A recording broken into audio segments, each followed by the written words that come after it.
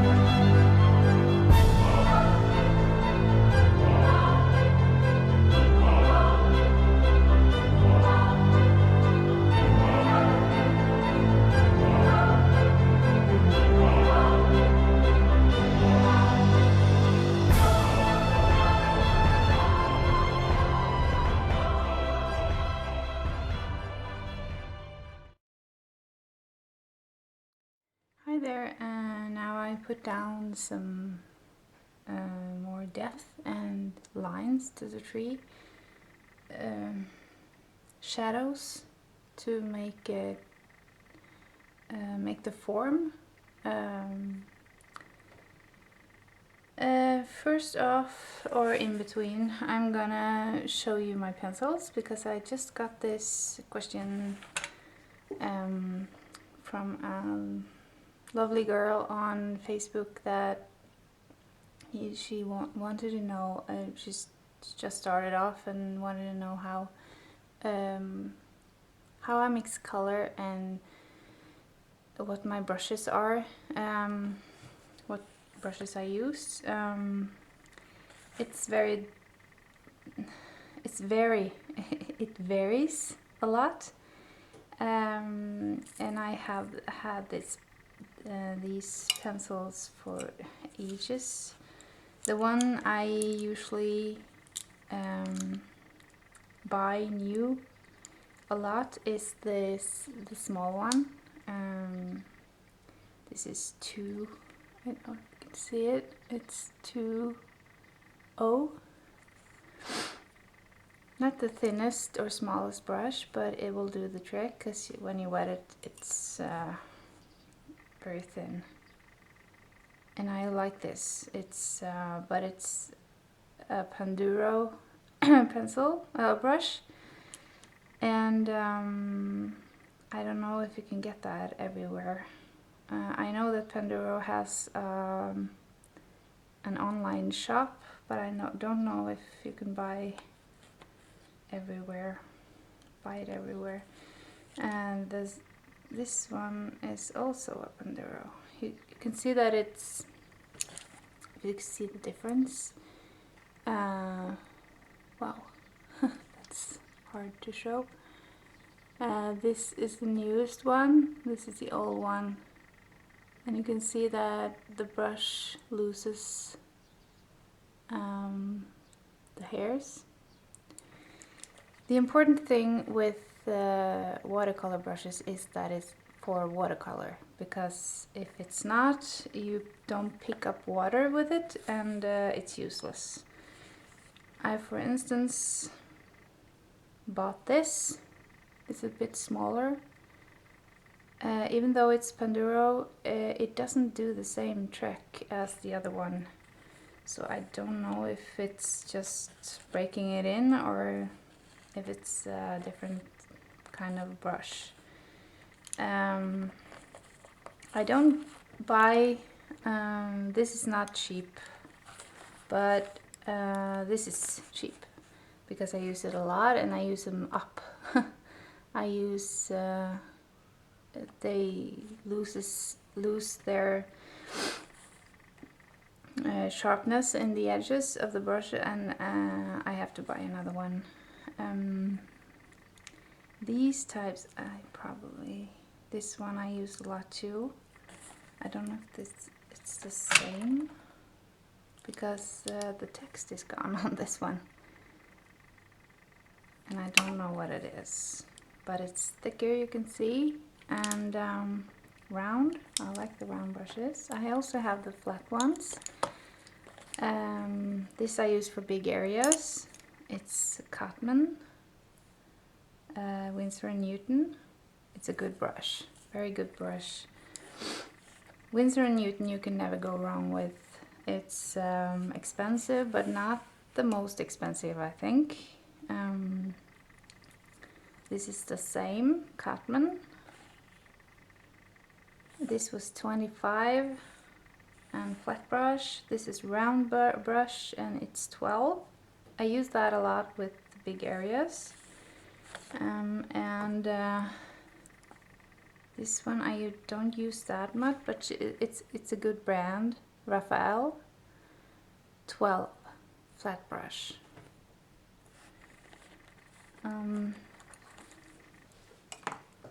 These I used a lot more before. It's you can do thin lines with it, and you can do thick, bigger areas. It's kind of a crooked or angled tip, on the brush, on the hairs. This is the old one and this is the new one. It's the same brush because I really loved this brush before, but I don't use it that much anymore.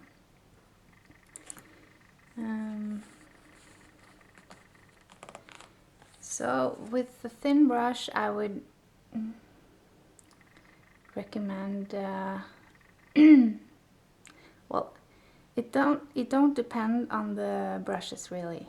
So it don't matter what I recommend, because it's up to you and how you use your pencil or brushes. It's not. I wouldn't buy the cheapest ones because the experience with your painting can be negative and you will lose faith and motivation. So, but I wouldn't buy the most expensive ones as well.